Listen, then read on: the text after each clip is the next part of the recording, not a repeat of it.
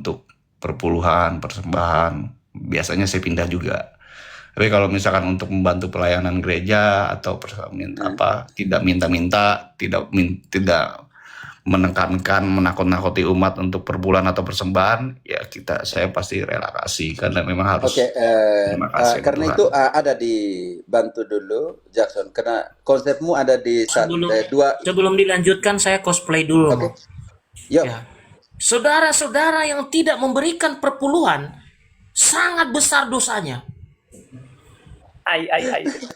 Oke. Saya tahu apa yang dikatakan hatimu itu ada pendasaran biblisnya, ada di 2 Korintus, silakan Jackson. 2 Korintus 9 ayat 6. Siapa yang menabur banyak menuai banyak. Nanti jangan ada paksaan untuk memberikan. Oke.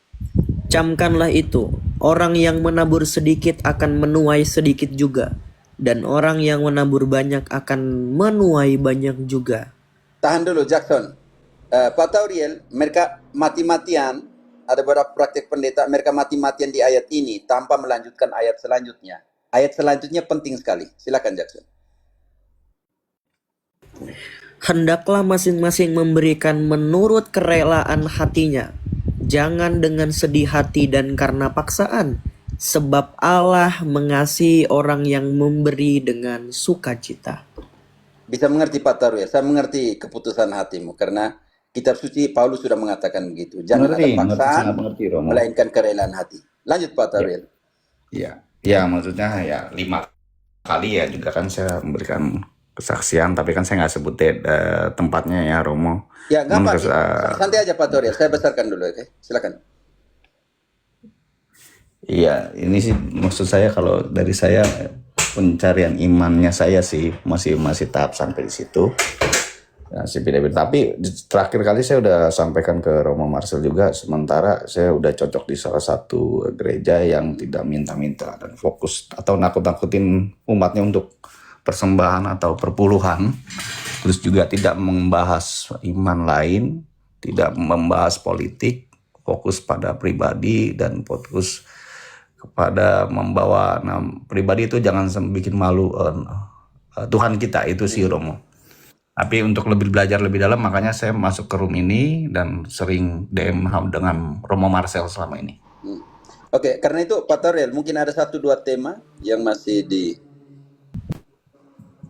di sana dirayakan. Sementara belum si Romo, karena saya baru beli buku yang kemarin disarankan sama Romo Jerry ya, buku reformasi dari dalam itu. Buku yang Rome Sweet Home, di Scott Hahn punya juga bisa, kalau mau kesaksian hidup pendeta besar begitu, presbiterian, masuk dosen besar hanya karena ekaristi, dia masuk dan kembali kepada pangkuan gereja Katolik.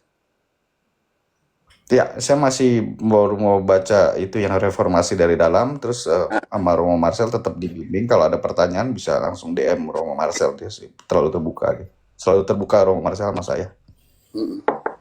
Oke, saya pikir ada tema di sini yang masih menggeliti, kita langsung bongkar begitu. Secara biblis. Belum. Kalau itu sih belum sih Romo, masih belajar cari dari nol dulu saya, sejarah dan lain-lain. Oke, mantap. Silakan. Oke, teman-teman yang lain, silakan. Igna tadi mau tanya.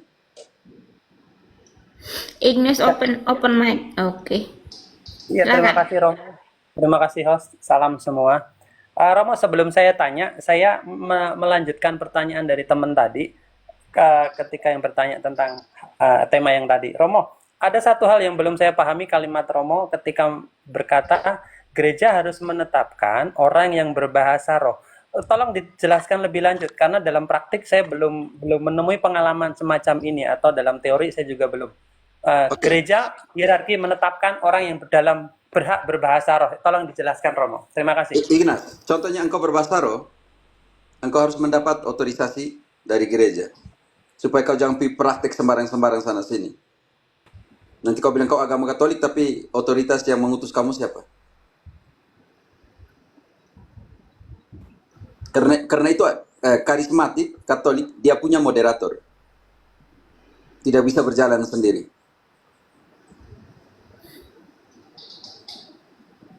Iya, iya. Oke, Kau bisa terima mengerti kasih itu. Romo. Maka Iya, karena itu oke. hati-hati Terima juga kasih nanti Romo. dengan Pertanyaan murni yang dari saya. ya saya mengerti Sekarang itu. saya masuk Karena ke pertanyaan tema saya. makanya Ya. juga semoga teman-teman Agak putus-putus. karismatik yang mempunyai karunia seperti itu tidak bisa memisahkan diri dari gereja, Host dari putus-putus Romo atau otoritas. saya ya, host ya? Halo, suara saya putus-putus atau tidak, Maria? Enggak, biasa Oh, aja. berarti Enggak Om Iman. terputus. Om Iman, artinya otoritas siapa yang mengutusnya? Nanti kalau tidak pakai otoritas yang mengutusnya, akan terjadi adalah sendiri-sendiri mengatakan dia adalah magisterium. Iya, iya. Oke. Karena itu, contohnya, eksorsisme di dalam gereja Katolik, yang kalau sudah level atas, tinggi, bukan menores, majores, itu harus ditetapkan oleh uskup. Tidak bisa diberi surat mandat oleh uskup. Tidak bisa buat sendiri bahwa saya bisa mengusir, tidak bisa. Kalau kalian tanya imam-imam, imam-imam tidak akan menyebutkan itu bahwa dia mengusir setan, dia mengusir roh, tidak, dia berbahasa roh, tidak akan. Karena ada otoritas yang harus memberikan surat mandat untuk itu.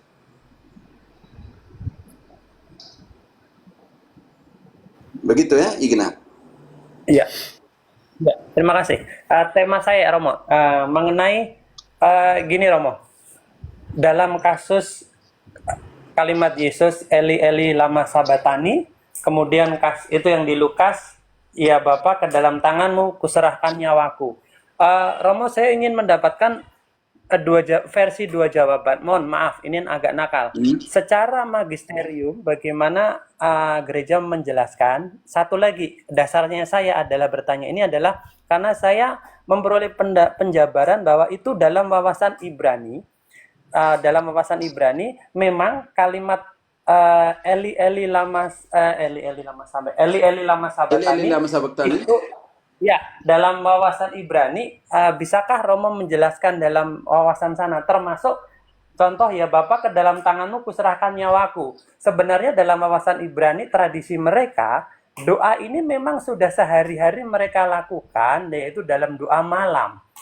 Doa malam bahwa mereka setiap hari akan menyerahkan nyawanya, tetapi dalam arti ketika mereka tidur, mereka menyerahkan nyawanya dan besok mereka akan menerimanya kembali. Sehingga dalam wawasan Ibrani, Yesus ketika mengungkapkan begitu adalah bukan Bapakku serahkan nyawaku dalam arti Indonesia, tetapi dalam tipologi wawasan Ibrani yang menyatakan hari ini kutitipkan nyawaku, tetapi besok akan kuterima kembali. Tapi ini kan wawasan Ibrani, Romo. Apakah itu sejalan dengan ajaran gereja? Dan yang kedua, dua hal yang berbeda. Orang Israel sebelum tidur dia ada konsep teologi pemisahan dari tubuh dan roh waktu seorang Yahudi tidur. Tidak ada hubungan dengan orang yang mau mati. Karena ini Eli lama sabatani adalah kepenuhan dari Mazmur 22. Jackson, Mazmur 22, Mazmur Mesianik. Oke, Pater.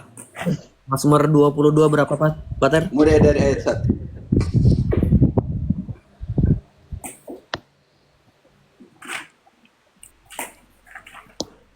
Oke, coba bacakan. Oke, Mazmur 22 ayat 1. Aduh, kok Amsal ini sebentar, Pater. Engkau baca dulu, sandingkan langsung yang diangkat tadi Matius 27:46 kalau tidak salah. Disandingkan ke Mazmur 22 ayat 1. Sekarang engkau baca dulu Matius yang diambil oleh Igna, Matius 27 ayat 46 dulu. Oke. Mulai dari jam 12 kegelapan meliputi seluruh daerah itu sampai jam 3. Kira-kira jam 3 berserulah Yesus dengan suara nyari. Eli, Eli, lama sabachthani. Artinya, Allahku, Allahku, mengapa engkau meninggalkan aku? Lalu disandingkan dengan Mazmur 22 ayat 1. 27. Tapi sebelum masuk ke 27, kita harus baca dulu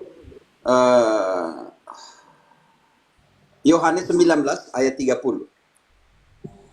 Oke. Yohanes 19 ayat 30 berbunyi demikian. Sesudah Yesus meminum anggur asam itu, berkatalah ia, sudah selesai. Lalu ia menundukkan kepalanya dan menyerahkan nyawanya. Selesai apa? Selesai ayat 28.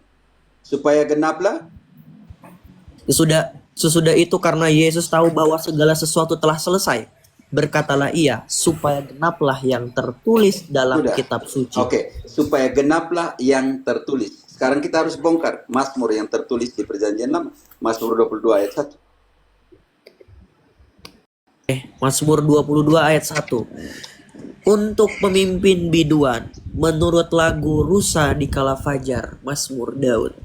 Allahku, Allahku, mengapa engkau meninggalkan aku? Aku berseru, engkau tetap jauh dan tidak menolong aku. Jackson sudah. Jadi menggenapi apa yang sudah dinubuatkan tentang dia. Igna. Igna, Ya. Bisa kamu di- paham tadi? Ya, artinya dalam pandangan magisterium kita tidak mencampur adukkan dengan pandangan Ibrahimik semacam ini ya Romo ya. Ya tidak, karena orang Israel punya kalau dia pergi tidur ada pemisahan antara tubuh dan roh. Roh pergi, tubuh di tempat. Waktu dia bangun, roh masuk lagi. Tidak ada hubungan dengan itu. Nanti itu bukan kebangkitan, berarti Yesus pergi tidur di kubur toh. Begini Romo, yang Allahku Allahku itu kalau yang saya pelajari wawasan Ibrahimiknya adalah doa yang diucapkan oleh para wanita di tanah Israel, dan setiap kali mereka mengalami kesedihan, mereka mengungkapkan ajaran Daud ini untuk mencapai penghiburan. Nah, itu terjadi di kala si Esther, di kitab Esther. Esther juga seperti itu. Ketika mau ada genosida, Esther mengungkapkan itu, Ratu Esther. Kemudian dia menggunakan juga tema-tema semacam itu. Nah, ketika Yesus di atas kayu salib, di hadapan dia itu juga terdapat wanita-wanita. Dan di dalam konsep Ibrani, Yesus juga sedang menyadarkan para wanita ketika Yesus dalam tema lain mengatakan, jangan tangisi aku, tapi tangisilah dosa-dosamu. Ketika dia menyatakan itu dalam wawasan Ibrani, orang-orang di situ ngerti bahwa Eli-Eli ini mengungkapkan 3 hari kita mengalami kesedihan, tetapi ketika besok 3 hari akan terjadi mukjizat dari Allah. Nah, itu wawasan Ibraninya. Apakah Katolik tidak melihat ini atau memang berbeda? Itu yang ingin saya dengar, Romo. Terima kasih. Tidak, saya sudah jelaskan beda antara pergi tidur dengan pergi mati. Makanya tadi yang engkau ambil dari Matius 27:46 adalah penggenapan dari Mazmur 22, bukan dari Esther. Karena Mazmur 22 itu Mau tanya boleh, Romo? Mesianis. Ya, saya dari Luteng. Sebentar dulu. Bentar, diam dulu kamu. Mualaf satu nih nggak sopan betul kamu itu. Memang orang-orang ini kalau jadi muslim ini tabiatnya seperti ini nih. Kamu sopan tuh, ala dabul fakul ilmi itu Muhammad kata tuh. Adab itu lebih tinggi dari ilmu. Kenapa kamu kasar sekali, Bang? Kalau orang masih berbicara kamu diam. Iya, Ya, orang saya kan belum mau selesai. nanya. Loh, kamu dengar nggak Biar orang lagi selesai berbicara? dulu, baru kamu bisa tanya. Makanya Bisa saya bilang, sabar nggak kamu? kalau orang-orang Kristen Iya, sudah nggak usah keluar marah-marah, dari Bang. pengikut Nggak usah Yesus marah-marah. Saya juga Islam, orang begini Flores, tabiatnya. Al-adabul fakul ilmi itu Nggak Muhammad. usah Biar kamu marah-marah, Bang. orang Saya orang Flores. Flores, biar kamu orang Flores, aku jadi lucu. Aku juga orang timur. Biar kamu Tabiat ngerti pun aku kamu jadi nggak lucu sopan kau. kamu.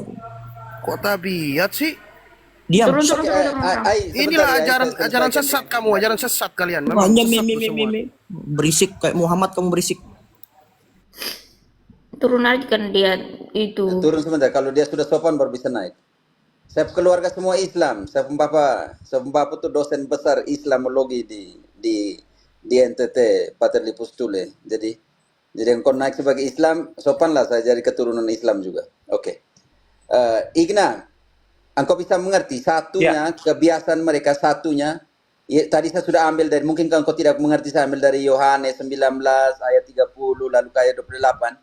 Kematiannya dan semua yang dibuat itu adalah kepenuhan supaya apa yang sudah memenuhi semua yang tertulis. Dalam pengertian Elilah Musakuktani yang kau ambil dari Matius 27 ayat 46 adalah kepenuhan dari nubuat mesianik yang ada di Mazmur 22 ayat 1 selanjutnya. Sampai dia lahir juga ada di situ. Di Mazmur 22 itu. Dan kalau kita baca lanjut saja, itu penting sekali. Mazmur 22 itu selalu kita dengar di dalam Jumat Agung. Kalau kita mau baca lanjutnya.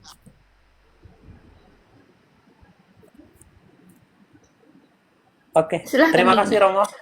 Ya. Sudah sih kalau dalam yang dua-dua sudah terjawab dengan tuntas. Sedangkan yang di Mazmur 31, ke dalam tanganmu kuserahkan nyawaku, ternyata kita berbeda dengan Ibrani karena mereka konsep tidur dan kita tidak Ya, maksud saya Ibraninya Katolik. konsep tidur. Karena itu setiap orang Ya. Israel mau pergi tidur, dia harus buat doa itu menyerahkan. Karena bagi mereka tidur dalam waktu ketika mereka tidur, mereka ada roh pergi. Engkau tahu Ya. baik, engkau juga baca, oke?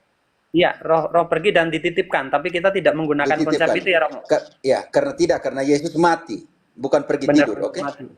Oke, terima kasih. Karena kalau kita mau bandingkan 1 Petrus 3 ayat 18, dalam keadaannya sebagai manusia dia dibunuh, bukan dia pergi tidur, oke? Ya, oke, siap. Terima kasih Romo, sudah cukup Yuk, jelas. mantap. Nah, saya langsung turun. Baca dulu Jackson, baca dulu 1 Petrus 3 ayat 18-19, dan dalam keadaan roh dia dibangkitkan Allah dan pergi kemana? Oke, saya bacakan Berarti faktor ya. ini penting sekali Igna, karena kalau kita pakai konsep Yahudi, berarti engkau sudah dipisahkan roh dan tubuhmu, engkau tidak bisa pergi kemana-mana toh? Iya. Oke. Sekarang bagaimana dengan Yesus punya? Oke, 1 Petrus 3 ayat 18-19. Oke, saya bacakan. Sebab juga Kristus telah mati sekali untuk segala dosa kita. Ia yang benar untuk orang-orang yang tidak benar, supaya ia membawa kita kepada Allah. Ia yang telah dibun-bun dalam keadaan sebagai manusia, tetapi telah dibangkitkan menurut roh. Dan di dalam roh itu, ia pergi memberitakan Injil kepada roh-roh yang ada di dalam penjara. Bisa mengerti? Igna. Iya. Kalau kita mau pakai konsep Yahudi, Yesus selama 3 hari pemisahan antara roh dan tubuhnya karena dia pergi tidur. Di sana dia tidak bilang pergi tidur, dia turun ke tempat penantian untuk memberitakan Injil. Iya. Yang ini Betul. kita namakan Terima kasih. misi Iya. terakhir mesianik. Oke, Iya. kalau tidak salah itu di Yohanes juga, Yohanes 5 ayat 25 juga omong tentang itu ya. Tentang semua orang mati mendengarkan pemberitaan Injil. Mendengar Oke, suaranya. Iya. kalau sudah mengerti, bisa mengerti ya?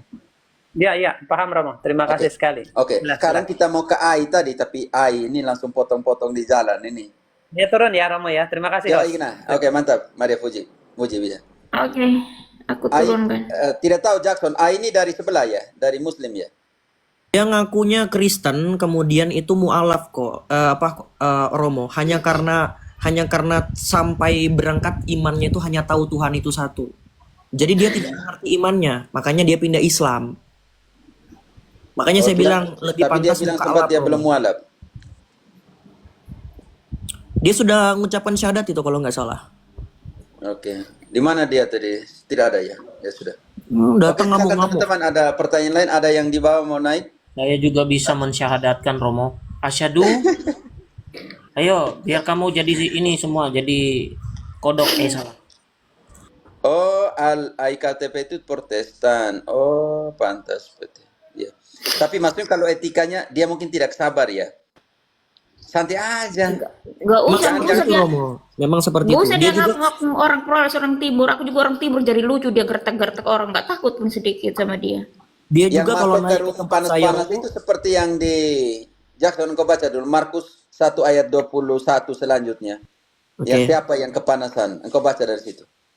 Oke, saya bacakan. Santai aja masuk room seperti Om Tauril ini, santai aja. Masuk kita, jangan teriak-teriak lah. Mereka Baca itu dulu untuk Romo, yang tukang belajar, teriak, Romo, kalau masuk room tuh santai. belum salam langsung teriak itu. Markus 1 Mereka 21 selanjutnya.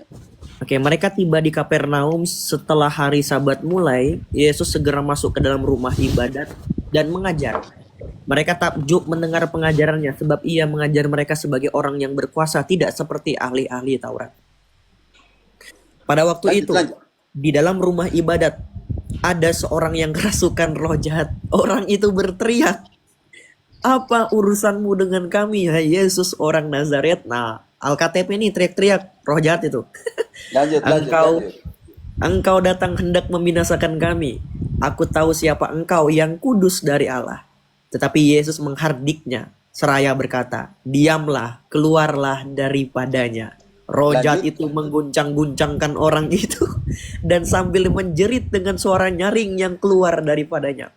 Mereka semua takjub, sehingga mereka memperbincangkan katanya, "Apa ini? suatu ajaran baru. Ia berkata-kata dengan kuasa. Roh jahat pun diperintahkannya dan mereka taat kepadanya. Maria Muji langsung turunkan ini. Oke teman-teman, silakan yang lain. Ada barusan naik. Sita, silakan. Halo Tuak. Tuak. Tuak manis dengan Sitas. Sitas. Siapa namanya? Siapa sih? Sitas. Sitas 1. Sitas 2. Aku turunkan ya. Sitas 3. Maaf ya aku turunin. Nona Ayu masih di sini kah? Kami menanti Nona Ayu sudah lama sekali ya Nona Ayu nih. Oke teman-teman, ada tema lain silakan yang dibawa teman-teman Protestan, pendeta. Tidak boleh Protestan. tanya satu orang. Ya Pak Tauril. Iya, Tauril. Ini ada satu ayat yang Ya, silakan. dari tadi saya pagi sempat para pengikut ya sama kayak saya Protestan mendebatkan Yesus itu Bapa atau siapa gitu, karena di ayat Efesus 1 ayat 3 itu tertulis Kita terpujilah baca Allah. Efesus 1 ayat 3 dulu Jackson. Ya, Saya tahu itu kaum unisitarian, Enones atau yang kita namakan Pentekostas unisitarian. Kan kalau Pentekostas ada 3 Bang. Pentekostas ada 3. Pentekostas klasik, Pentekostas karismatik, Pentekostas historis, dan Pentekostas unisitarian atau JO atau Jesus only atau only Jesus. Oke. Mereka selalu mempertentangkan itu. iya. Efesus 1 ayat 3. Silakan. Jackson bantu dulu. Oke, Efesus 1 ayat 3 ya Pak Ter ya. Yap. Oke, saya bacakan sebentar. Oke, terpujilah Allah dan Bapa Tuhan kita Yesus Kristus, yang dalam Kristus telah mengaruniakan kepada kita segala berkat rohani di dalam surga. Oke, Sebab- tahan dulu. Di sini terpujinya kepada Allah Bapa dalam bukan Bapa Yesus Kristus, bukan Yesus Kristus adalah Bapa. Bapanya Yesus Kristus dalam pengertian. Tolong dibaca ulang supaya mereka memisahkan itu dua konsep yang sangat berbeda di situ. Silakan. Oke, terpujilah Allah dan Bapa Tuhan kita Yesus Oke, tahan Kristus. dulu. Terpujilah Bapa Allah, Bapa satu pribadi. Tapi bapaknya dari siapa? Dari Yesus. Oke, baca kembali supaya dipahami. Terpujilah Allah dan Bapa Tuhan kita Yesus Kristus, yang dalam Kristus telah mengaruniakan kepada kita segala berkat rohani di dalam surga. Bapaknya Sebab- Yesus Kristus ini telah mengaruniakan kepada kita melalui siapa? Pak Tauriel? Yesus Kristus ya. Melalui Yesus Kristus. Di situ tidak dikatakan bahwa Yesus Kristus adalah Bapa. Bisa mengerti? Mengerti, tapi tadi pembahasannya karena tidak ada koma di sini, jadi pikir Bapak itu Yesus juga. Saya dengarnya pusing juga nih pada debatnya. Iya, kesian sampai juga cari-cari itu. bahasa Yunani Itu. pada Romo. Oke. Jadi juga. Jadi Allah, Yesus bilang seperti Bapa mengutus aku. Oke. Jadi di situ ada 3 hal penting. Kalau kita lihat tentang Tritunggal Maha Kudus, penggunaan terminologi yang sangat berbeda. Roh Kudus digunakan pneuma. Yesus digunakan kata kairos, dan untuk Ba'ala digunakan kata theos. Jadi sangat berbeda. Contoh kecil ya. Contoh kecil. Efesus 4 ayat 4 sampai 6. Di dalam gereja yang satu kita temukan Tritunggal Maha Kudus. Oke. Satu tubuh, satu gereja. Satu tubuh dan satu roh. Sebagaimana kamu... Tahan dulu, Jackson. Satu tubuh. Tubuh itu gereja. Oke, Kolose 1:18. Satu roh. Roh itu air besar atau air kecil? Air besar. Pneuma. Sudah satu nih. Yang satu pribadi sudah ditemukan. Pneuma. Lanjut.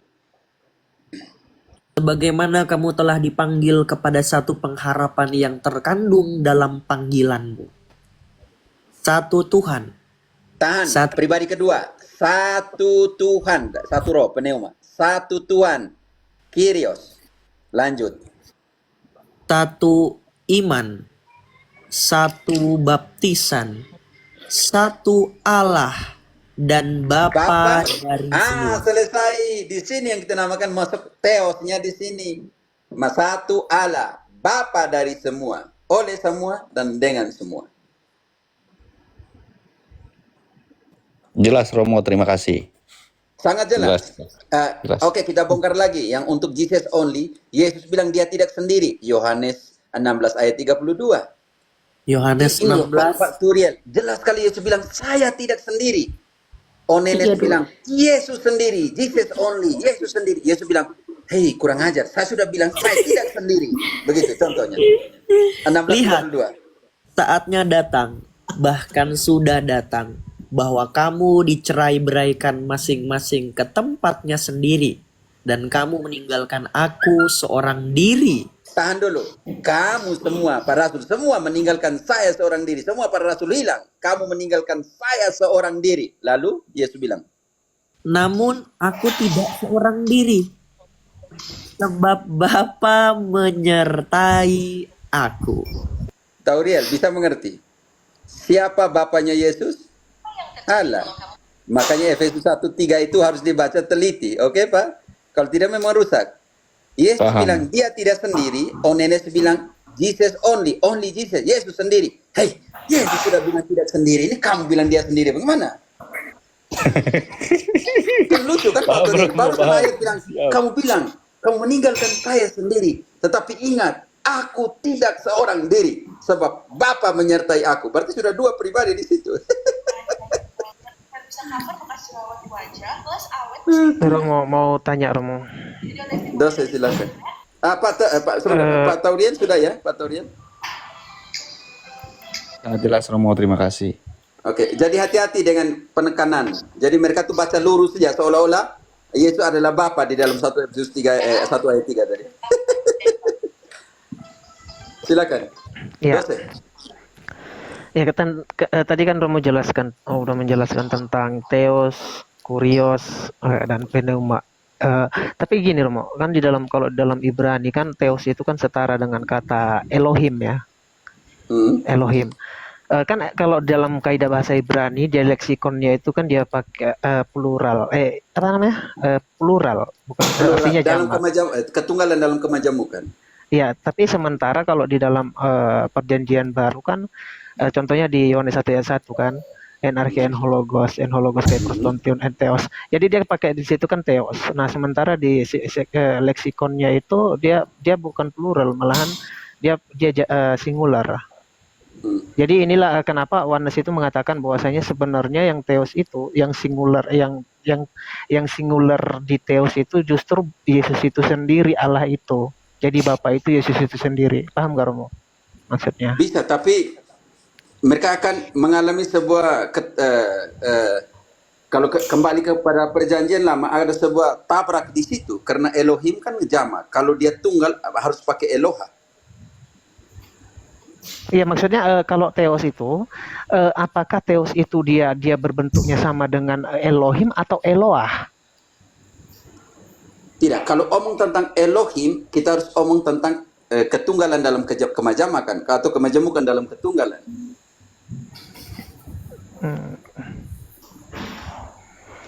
Contohnya, tunjukkan Theos dalam pengertian Elohim di dalam perjanjian lama.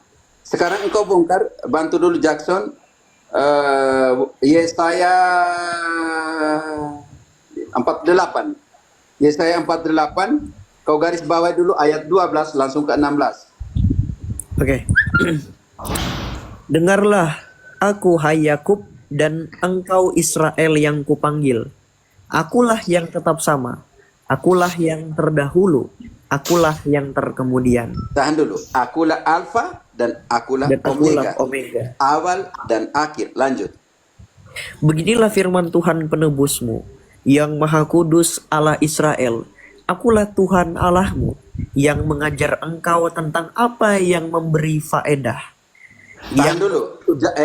Dose, engkau pahami. Akulah Allah Israel. Dia pakai kata apa di sini? Theos berarti ya. Akulah. Sekarang nanti lanjut ke bawah. Oke, lanjut. Tanganku juga. Akulah Tuhan, yang menuntun engkau di jalan yang harus kau tempuh. Sekiranya engkau memperhatikan perintah-perintahku, maka damai sejahteramu akan seperti sungai yang tidak pernah kering, dan kebahagiaanmu akan terus berlimpah seperti gelombang-gelombang laut yang tidak pernah berhenti. Langsung ke ayatnya yang keberapa nih, Pater? Tadi 48 ya? Iya, 48. Betul. Ayat 16 tadi 12 ya? Berapa? Iya, ayatnya yang ke-17 tadi kita baca. Yang ya tidak, turun lagi. 12 sudah. Oke? 12 sudah.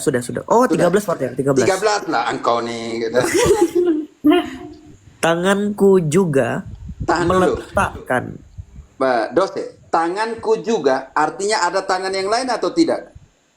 Tidak. Tidak. Kalau tanganku juga, kalau konsep ini tunggal berarti ada tangan yang lain. Tanganku juga artinya di situ membuka peluang. Oh ya, kalau begitu kita kembali ke kejadian. Marilah kita menjadikan. Oke, tanganku juga yang meletakkan dasar bumi. Baca dulu. Tanganku juga. Tanganku juga meletakkan dasar bumi. Dan Tahan dulu. Engkau tahan di ayat itu, engkau lari ke Ibrani 1 ayat yang kedua. Ibrani 1 ayat 2 ya, Pater ya. Dari satu saja, dari satu supaya kita paham. Masa-masa lalu berbicara kepada nenek moyang melalui para nabi dan sekarang Oke, ayatnya yang kedua. Maka pada zaman akhir ia telah berbicara kepada kita dengan perantara anaknya, yang telah ia tetapkan sebagai yang berhak menerima segala yang ada. Oleh dia Allah telah menjadikan alam semesta. oleh dia Allah telah menjadikan alam semesta dan menopang. Sampai situ aja Pater di sini. Ya, koma, lanjut ayat berikutnya. Oh ya, oke. Ia adalah cahaya kemuliaan Allah dan gambar wujud Allah dan penopang segala yang ada dengan firman-Nya yang penuh kuasa. Dan setelah ia selesai mengadakan penyucian dosa, purgatori, ia duduk di sebelah kanan yang maha besar di tempat yang tinggi. Dose, si Henso bilang, saya baca ayat ini dan setelah melakukan penyucian dosa, dia duduk di sebelah kanan takhta Allah. Dia bilang tidak, yang takhta sebelahnya itu simbol dan semua. Bayangkan sampainya seperti itu. Sampai menafsirkan kitab suci seperti itu. Makanya kita kembali. Yang menopang bumi dengan firman-Nya. Kalau begitu kembali lagi ke Yesaya tadi. Tanganku juga yang meletakkan dasar atas bumi. Dan tangan kananku, Jackson. Yesaya berapa tadi Pater? Sorry. 48 ayat 13. Oke, ayat 13 oke. Sebentar Pater, aduh kok Yeremia sih, sebentar. Oke. Tanganku juga yang meletakkan dasar bumi, dan tangan kananku membentangkan langit. Ketika aku menyebut namanya, semuanya bermuncul. Oke, sekarang langsung ke 16. Allah mengutus. Mendekatlah kepadaku, dengarkanlah ini. Dari dahulu tidak pernah aku berkata dengan sembunyi, dan pada waktu hal itu terjadi, aku ada di situ. Dalam waktu penciptaan, aku ada di situ. Ini nubuat tentang Yesus. Oke, Yesus bilang dalam pengertian nubuat Yesaya ini. Pada saat kejadian dan semua penciptaan itu, aku ada di situ. Karena tadi dia bilang, tanganku juga yang meletakkan dasar bumi, dan tangan kananku membentang bumi dan semuanya. Oke, sekarang ayat selanjutnya. Berhimpunlah kamu sekalian dan dengarkanlah. Siapa di antara mereka memberitahukan semuanya ini? Dia yang dikasihi Tuhan akan melaksanakan kehendak Tuhan terhadap Babel. dan menunjukkan kekuatan tangan Tuhan kepada orang Kasdim. Akulah yang mengatakan dan yang memanggil dia juga. Akulah yang mendatangkan dia dan segala usahanya akan berhasil. Ayat 16-nya Mendekatlah. kembali. Oke, Pater, gimana? Sorry. Ayat 16-nya, Mendekatlah kepadaku, dengarkanlah ini. Dari dahulu tidak pernah aku berkata dengan sembunyi. Dan pada waktu hal itu terjadi, aku ada di situ. Dan sekarang, Oke, lanjut ya, Pater ya. dan sekarang, sekarang Tuhan Allah mengutus aku dengan rohnya. Begini firman Tuhan. sudah. Ada Tritunggal. Dan sekarang, Tuhan Allah mengutus aku dengan apa? Dengan rohnya. Rohnya. Dosa. Jadi, pemahaman seperti apa yang membingungkan mereka? Iya. Jadi tadi kan Romo bilang begini, tanganku juga artinya membuka peluang ada tangan lain. Iya, karena itu dijelaskan di bawah. Ketika penciptaan, aku ada di sana. Oke, Romo. Jadi pertanyaan ini mungkin agak membangkang dikit ya pertanyaan saya. Mohon maaf. Apakah mungkin Allah Bapa itu punya tangan juga, sehingga membuka peluang tanganku juga? Lalu menciptakan pakai apa? Firman. Jadi kalau menurutku ya, ini interpretasi saya aja, Rum ya. Jadi justru Yesus menekankan di situ bahwa Dia sendiri yang menciptakan gitu, tangannya sendiri. Bukan berarti Dia membuka peluang bagi ada tangan lain. Itu menurut interpretasi saya, tapi enggak. Kalau salah mohon Tadi dikoreksi. engkau tidak mengerti Wahyu Ibrani 1 tadi. Oleh anaknya diciptakan semua yang di bumi. Makanya lari ayatnya engkau harus tahu kemana. Kalau tidak engkau tutup dengan satu ayat saja selesai. Seperti Protestan yang lain.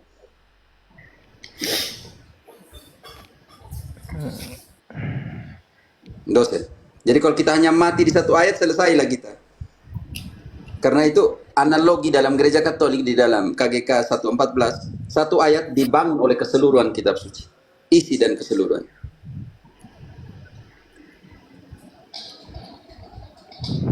Oke, ada lagi nih Romo. Ini sering juga Sebentar, membuat. saya sapa dulu dosen, Bang Emo.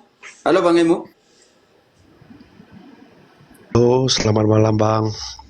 Iya Bang Emo. Bang Emo dari mana nih Bang Emo? Dari Kalimantan Bang. Oh ya, dari Katolik atau Protestan? Protestan Bang.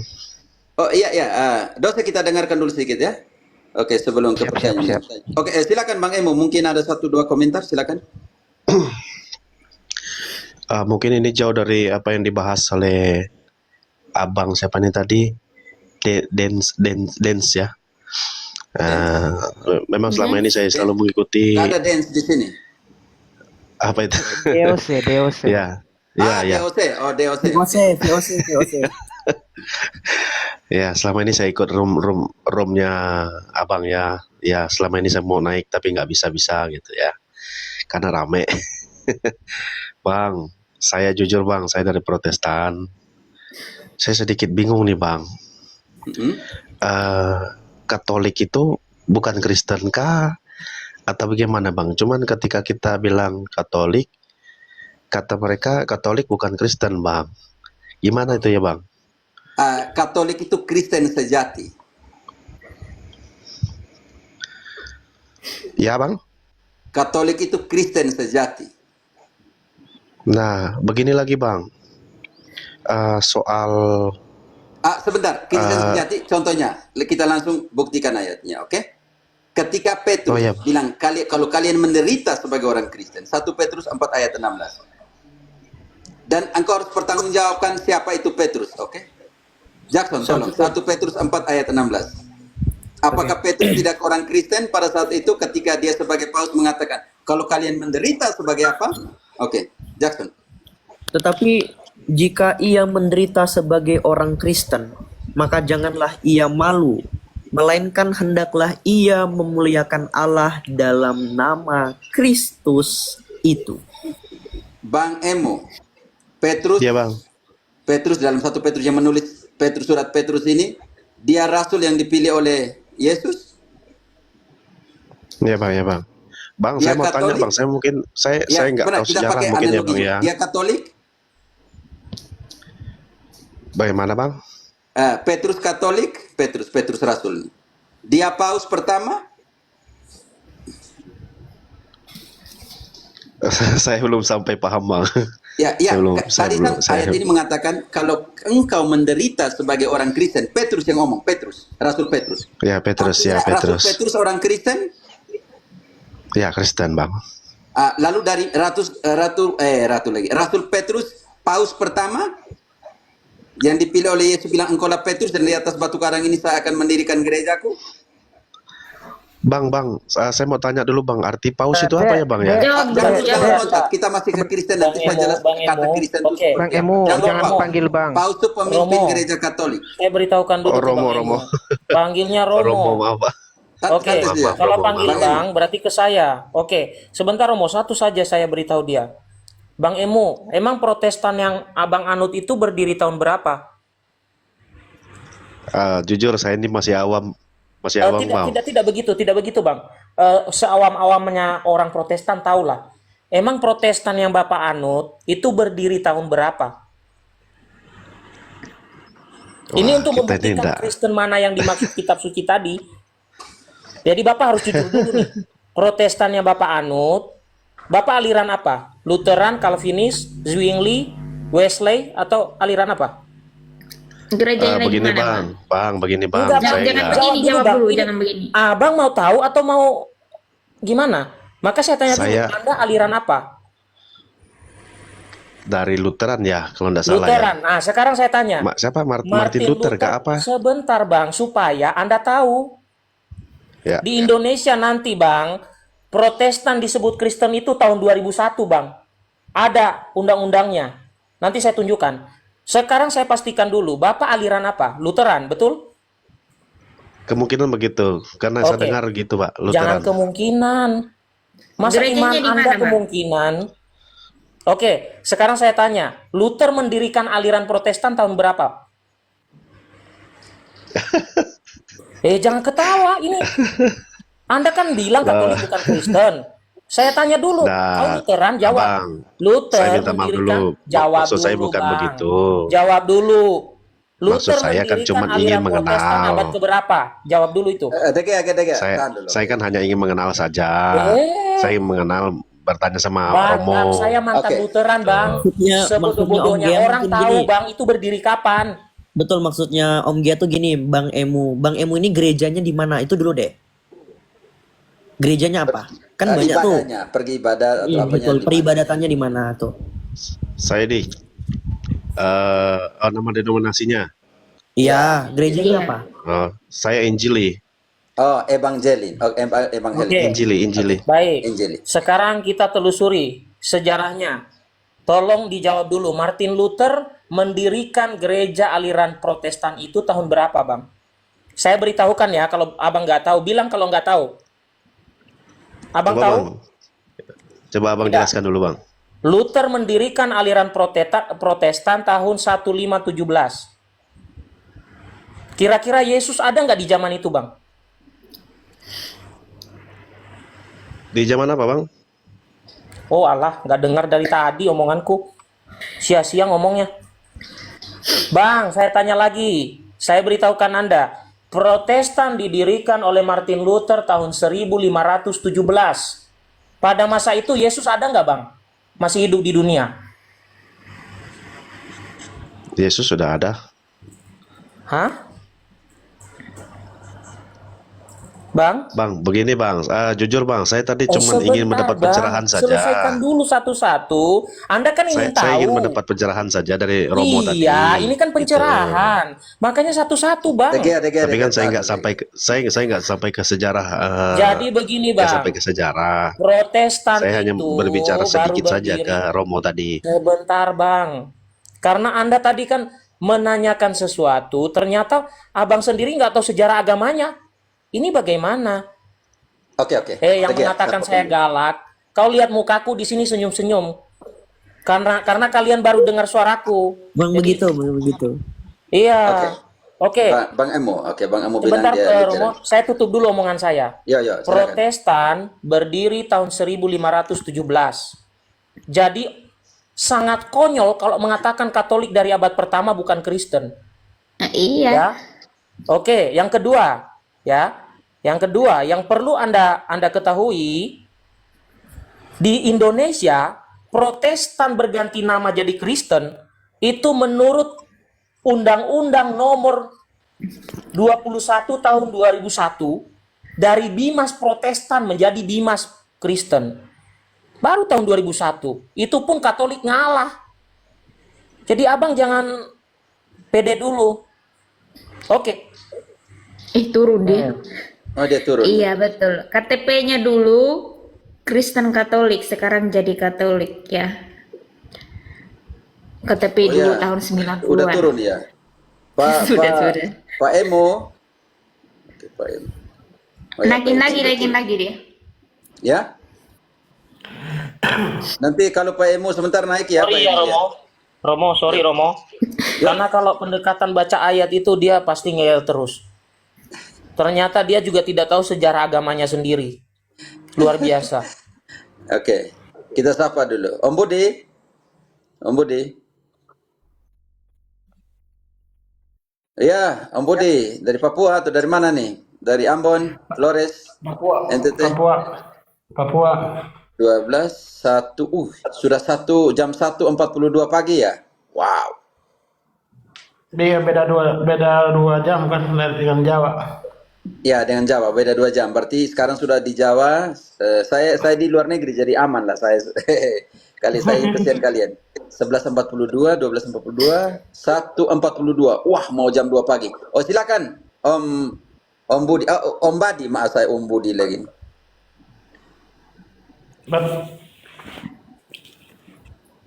Ini mengenai apa ini? Topiknya tentang apa ini? Astaga. Om Badi yang minta naik, jadi santai saja mau topik apa, tidak apa. Iya. Om Badi dari mana nih? Om Badi, engkau tanya dulu. Kamu Yang penting jangan tanya Romo kapan rapture. Bang Gea. kamu dari mana dulu ini Badi? Saya dari Kamu Kristen apa? Protestan. Apa yang mau ditanyakan? Yang tadi Bang Gea uraikan ini Iya, kenapa dengan Bang Gea? mengenai sejarah Protestan. Apa? Kenapa? Harusnya Sejarah hal-hal Protestan. begitu tidak perlu dijadikan topik untuk apa namanya jadikan debat begitu toh. Kalau soal sejarah orang semua sudah tahu kan. Protestan itu berasal dari mana dan lain-lain. Pak Badi dari agama apa, Pak? Saya dari Protestan. Protestan katanya. Pak, jangan bangunkan singa lagi tidur, Pak. Nanti Om Gea bangun lagi tuh. Oke, Om Badi. Kalau Katolik dari ini ya, awal pertama ya. Katolik dari Yesus Memang. yang bangun. Memang dari abad pertama. Apakah sama dengan Katolik dengan Katolik Roma itu sama tidak? Iya. Katolik itu universal, Roma itu ritusnya. Karena di dalam kekatolikan ada 24 ritus. Sederhana sebenarnya Romo. Di kitab sucimu ada surat kepada umat di Roma nggak, Bro? Jawab. Di kitab sucimu ada surat kepada umat di Roma nggak? Bukan kitab. Itu Jawab kan dulu sama, ini. kitabnya bedanya Jawab dulu ini. Deuterokanonika Di yang kitab beda kan. sucimu, ini orang kalau enggak, ini untuk menjelaskan kepadamu omonganmu sendiri. Di kitab sucimu ada surat kepada umat di Roma enggak? Bukan kitab itu beda. Dijawab, jangan ngeyel. Perbedaan dari kitab suci. Bang. antara Katolik dengan Kau Protestan tadi hanya membedakan Deuterokanonika. Katolik dan Roma. Maka saya tanya, ada enggak surat kepada umat di Roma di kitab sucimu? Ada. Oke, saya tanya, Roma yang dimaksud yang mana? Saya yang tanya. Roma yang dimaksud yang mana? Di Jerman, di Perancis, Tanya. atau di Papua? Katolik dan Jawab dulu, Roma ampun, itu sama kan Bang, tidak? Bang, Roma yang dimaksud itu masih ada nggak sampai sekarang?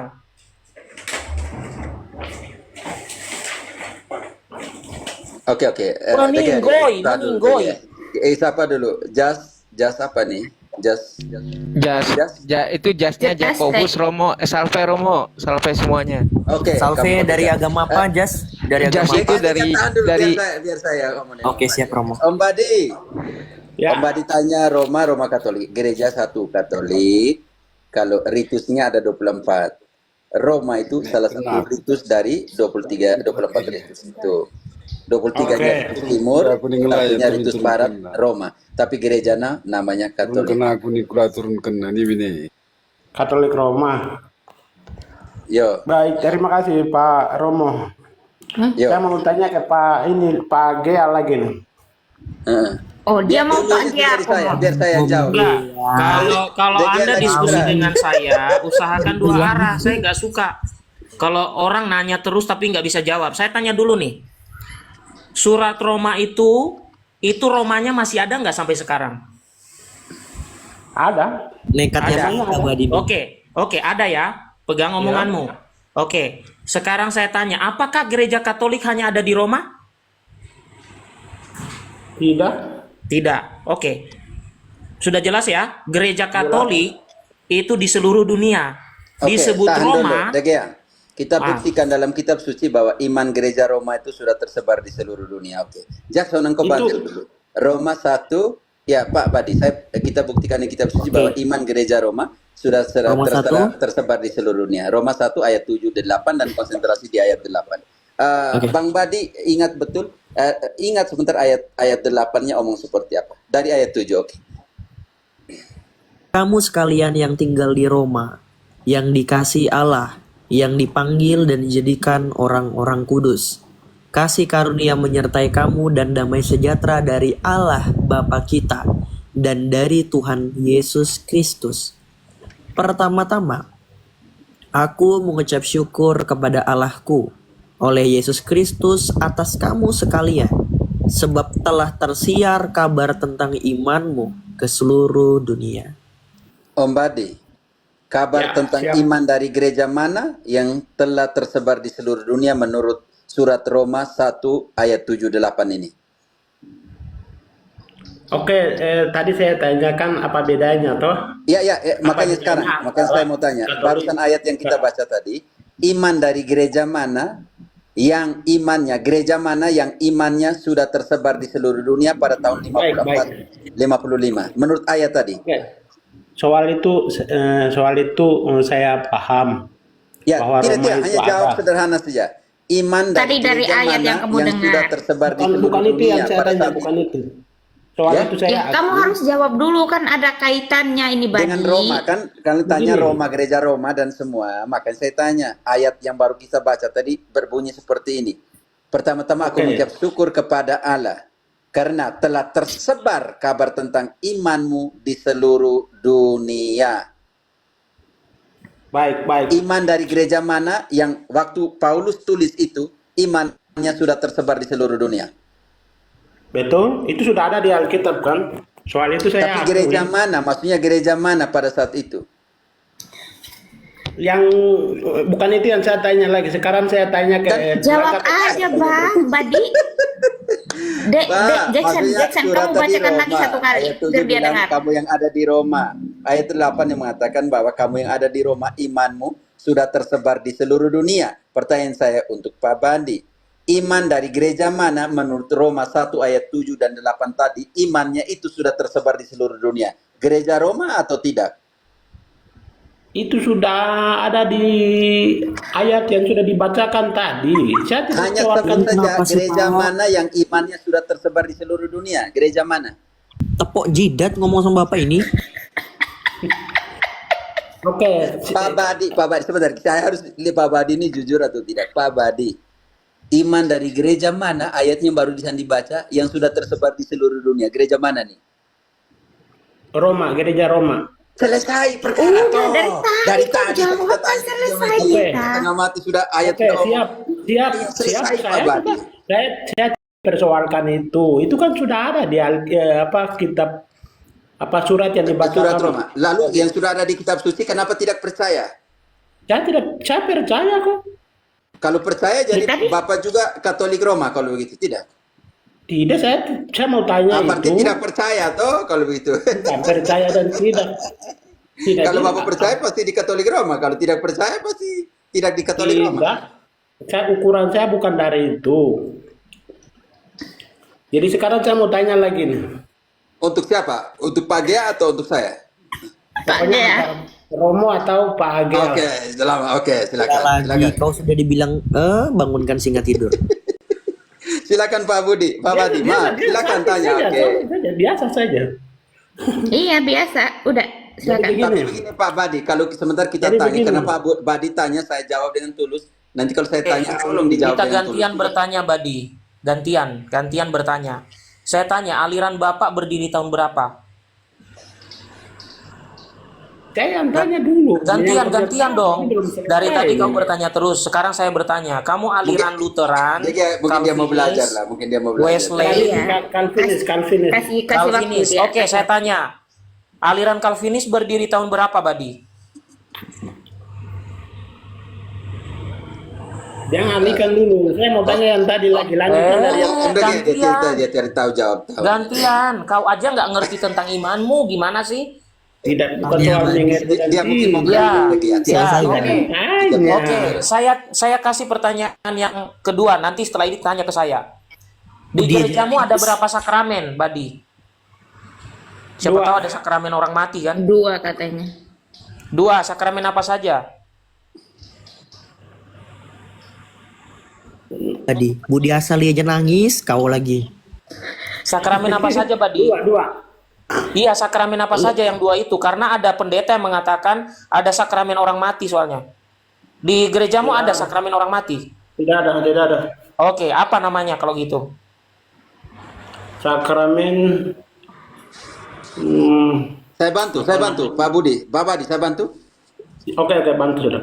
Oke. Sakramen pembaptisan dan perjamuan kudus. Oke. Itu kan? Betul. Oke. Betul. Nah, silakan Badi bertanya. Ternyata. Ya, sudah dibantu. Mau Ya. lebih Protestan ini gimana sih? Oke, Pak Badi, mungkin ada pertanyaan lain, silakan Pak Badi, karena tadi saya bantu jawab, sekarang mungkin ada pertanyaan lain. Oke. Lanjut dari pertanyaan saya tadi soal Katolik. Silakan. Katolik Roma itu tadi Katolik universal atau Ya, imannya sudah tersebar di seluruh dunia. Kalau di dalam bahasa Latin, saya bisa tunjukkan bahwa itu dia menggunakan kata universal. Oke. Selanjutnya, Pak. Katolik artinya universal, Pak. bedanya dengan Roma tadi? Loh, Dengan Roma.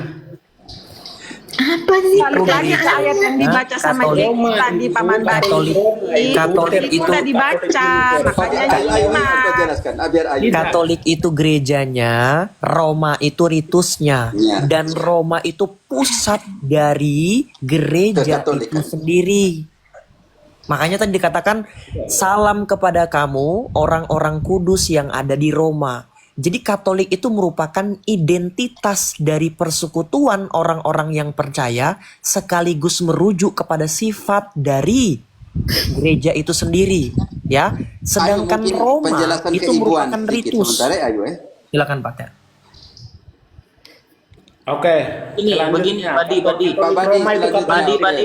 Badi. Badi, biar membantu kamu. Kamu ada kitab suci nggak, Badi? Saya bantu kamu. Ada kitab suci. Alkitab. Tolong buka Kisah Para Rasul 28 ayat 16. Rasul Paulus ke Roma, Badi. Sabar ya teman-teman, mungkin Pak Badi mau belajar, oke. Ya, Saya mau silakan. belajar.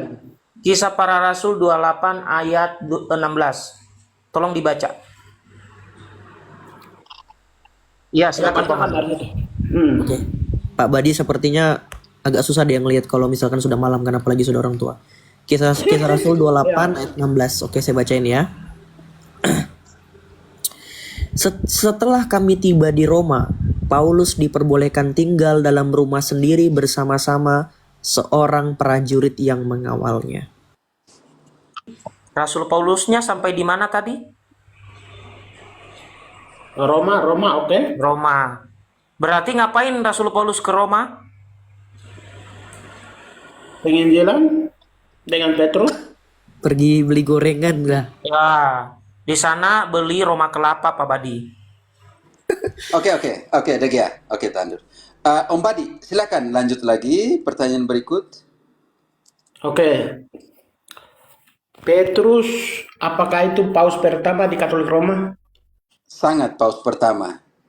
Oke, mau saya buktikan secara biblis apa itu paus? Silakan Jackson. Matius 16 ayat 18 19 nanti disandingkan ke Ayu, engkau siap. Yesaya 22 ayat 20 22 supaya nanti saat yang bersamaan supaya bisa. Ayu jangan sampai engkau tidur, Ayu. Jackson, Matius 16 18 dulu. Oke, engkau siap Yesaya 22. Ayo, ayat 20 22. Sekarang aku pun berkata kepadamu, engkau adalah Petrus, di atas batu karang ini aku mendirikan gerejaku, dan alam maut tidak akan alam maut jangan dulu. Sampai Pak Badi, Yesus mendirikan gerejanya di atas Petrus, ayat yang barusan kita baca. Apakah itu membuktikan bahwa Petrus adalah paus? Nanti saya buktikan. Sekarang jawab dulu pertanyaan, nanti saya buktikan Petrus adalah paus. Oke. Santai saja. Engkau jawab dulu pertanyaan supaya alurnya bagus. Jangan timbulkan pertanyaan berikut. Ya, pertanyaan saya belum jawab, hanya prosesnya untuk menjawab. Yesus di dalam Matius 16:18 mendirikan gerejanya di atas Petrus. Di atas Petrus? Engkau tidak baca, engkau tidak dengar ayat tadi. Jackson, engkau baca lagi baik-baik. Bukan di atas. Didengarin Pak ya, didengarin ulang ya. Dengerin. Dan aku pun berkata kepadamu, ini sabdanya Tuhan Yesus. Engkau adalah Petrus, di atas batu karang ini aku akan mendirikan eklesia gerejaku. Oke. Pak Badi, atau saya baca dalam Yunani. Petros taute Petra te. Engkaulah Petrus, dan di atas batu karang yang sama Petrus saya akan mendirikan gerejaku. Pertanyaan saya untuk Pak Badi dulu sebelum masuk ke paus. Nanti ini akan mengantar ke ayat 19 nanti tentang paus. Oke, pertanyaan saya. Yesus akan mendirikan gerejanya di atas batu karang yang namanya Petrus atau tidak? Tidak.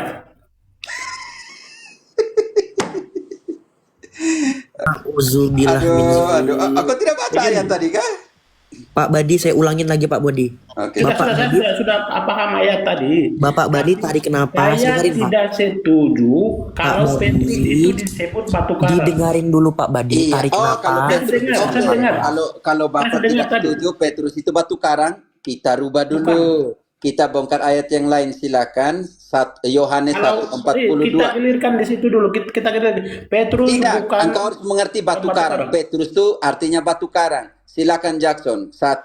Yohanes 1:42 supaya engkau mengerti batu karang itu Petrus artinya batu karang.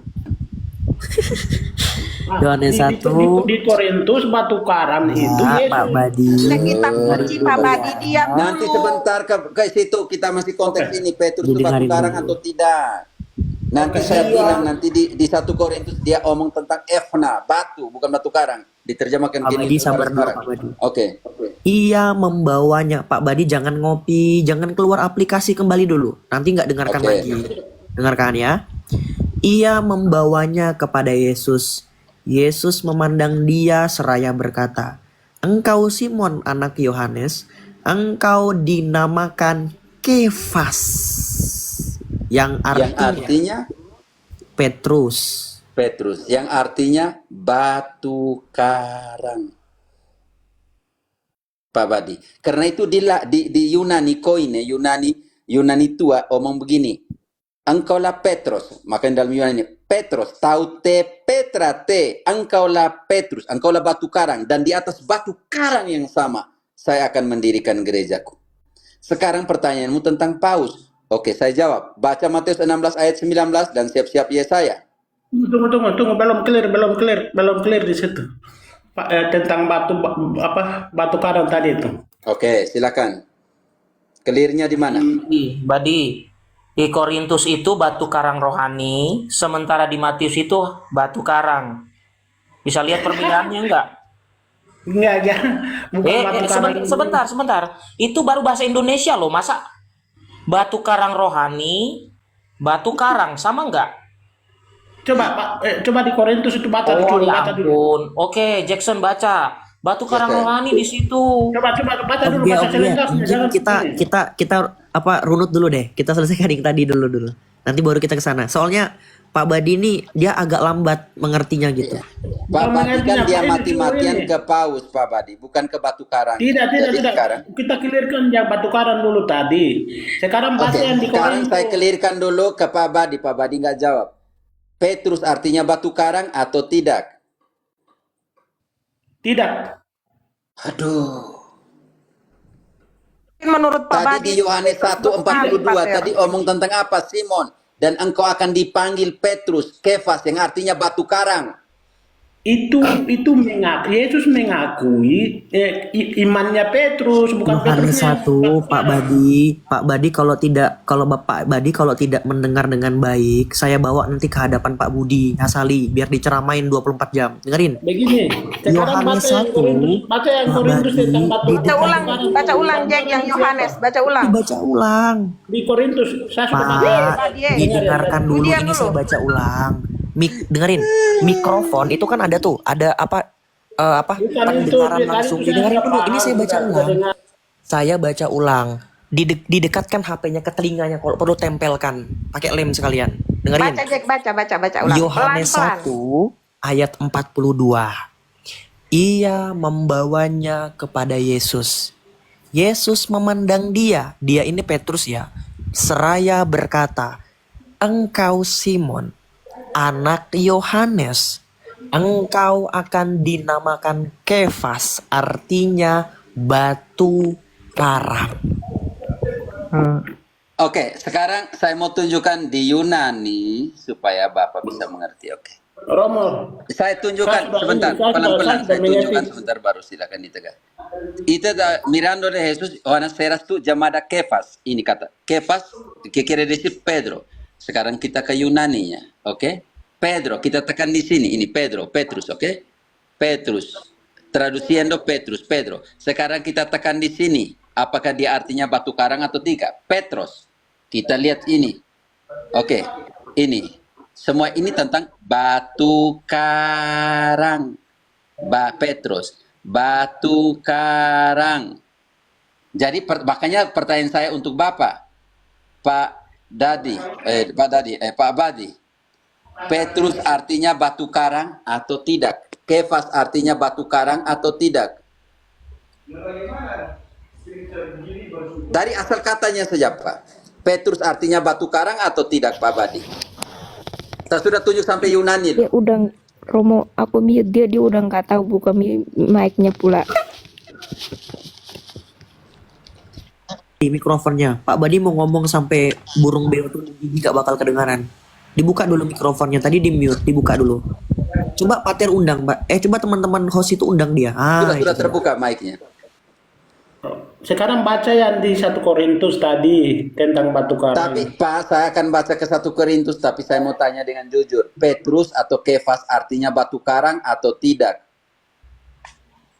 Nanti kita masuk ke situ, tapi supaya baca di Korintus. Jangan lompat ke Korintus dulu. Kita Engkau selesaikan bilang dulu kau mau arti paham Petrus nanti. ini. Oke, kalau Satu persatu dulu, Badi. Satu persatu dulu.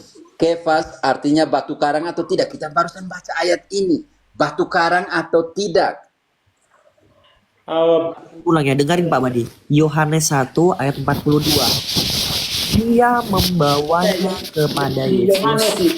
Di Yohanes itu saya katakan yang dimaksud batu karang itu bukan Petrus. Loh, coba didengarin nih. Ia membawanya kepada Yesus. Yesus memandang dia dan berkata, Baca di Korintus. Kenapa saya didengarin katakan dulu Pak begitu? Baca di Badi, Korintus. didengarkan dulu makanya biar nyambung. Dari tadi Ia saya membawa ini Baca di nggak Korintus lama saya lagi. kirimkan Kenapa lem kan? Korea. Saya kirim lem Oke. Korea nanti. Jack sabar, Jack sabar. baca di Korintus lagi 1 Oke, Korintus. Pak Badi sabar. Sabar, Oke, tenangkan saya dulu kita rohmu kita Pak kita Badi. kita iakan Pak. Tolong baca 1 Korintus 10 ayat 4 karena Bapak tadi sudah tunggu dari tadi. Kita lihat situ Iya, batu iya. karang atau batu apa rohani di situ. Oke, Tolong. 1 Korintus 10 ayat 6. Ayat 4. Oh, sorry. Ayat 4 Ayat yang dia 4. butuh. Oke. Dan mereka semua minum minuman rohani yang sama, sebab mereka minum dari batu karang rohani yang Lanjut. mengikuti mereka. Nih belum selesai baca kitab suci kau sudah potong-potong, Pak. Dengerin. Dan mereka semua minum minuman rohani yang sama, sebab mereka minum dari batu karang yang mengikuti mereka, dan batu karang itu ialah Kristus. Tetapi batu karang Rohani. Itu yang dimaksudkan oleh Yesus kepada Petrus, bukan Petrusnya yang batu karang. Kita baca ya. Ngomong pada dirinya sendiri Kalau berarti itu di situ. kontradiksi nanti. Pak Badi, itu ngawur kamu itu. Masa Yesus ngomong pada dirinya sendiri?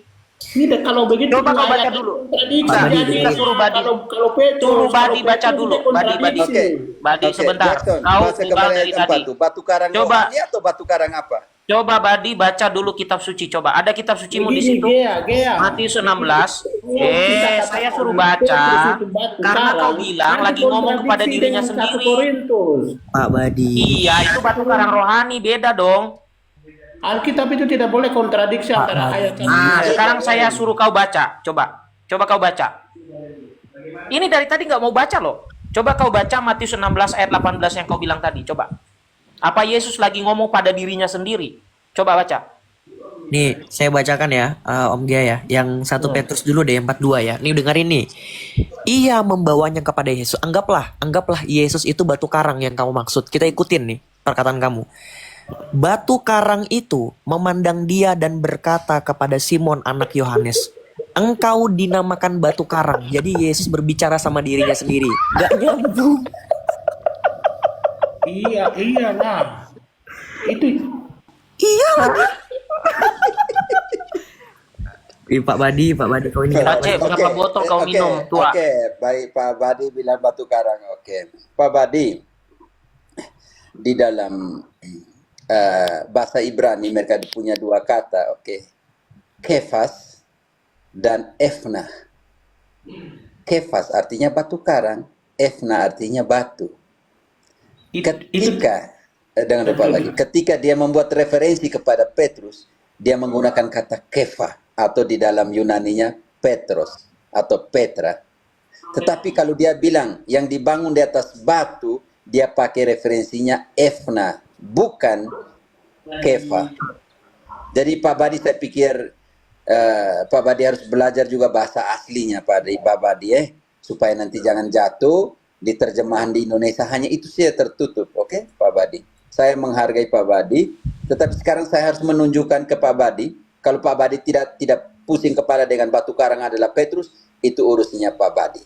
Tapi sekarang saya mau tunjukkan ayat 19 bahwa Yesus katakan kepada Petrus, akan kuberikan, nanti Pak Badi lihat, nanti disinilah paus yang Pak Badi minta, tunjukkanlah paus di dalam kitab suci dan saya akan tunjukkan. Dan siapa yang angkat dia? Jackson, Matius 16:19. Ini yang saya mau tunjukkan ke dia. Ayo engkau siap, Yesaya. Siap, Pater. Kepadamu akan kuberikan kunci kerajaan surga.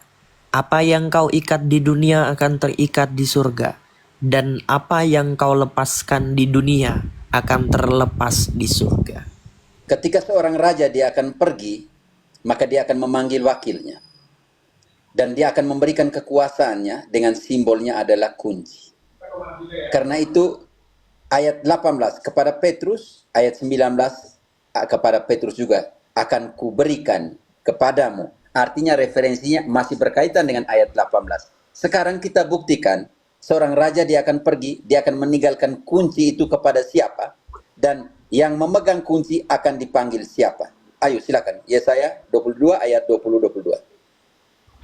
Maka pada waktu itu aku akan memanggil hambaku Eliakim bin Hilkiah.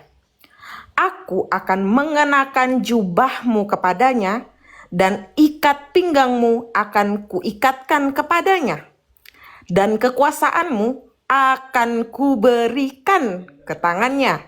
Maka ia akan menjadi bapa bagi penduduk Yerusalem dan bagi kaum Yehuda. Aku akan menaruh kunci rumah Daud ke atas bahunya. Apabila ia membuka, tidak ada yang dapat menutup. Apabila ia menutup, tidak ada yang dapat membuka. Pak Badi, Matius 16:19 adalah penggenapan dari nubuat Yesaya tentang Yesus di dalam Yesaya 22 ayat 20-22. Yang menerima kunci, Nonayu, yang membuka dan menutup, yang menerima kunci, akan dipanggil Bapa. Bapa. Karena itu Pak Badi, ketika Yesus memberikan kunci, akan kuberikan kunci kerajaan Allah. Engkau buka dan engkau tutup. Ketika engkau buka tidak ada satupun yang bisa menutup, dan ketika engkau tutup tidak ada satupun yang bisa membuka.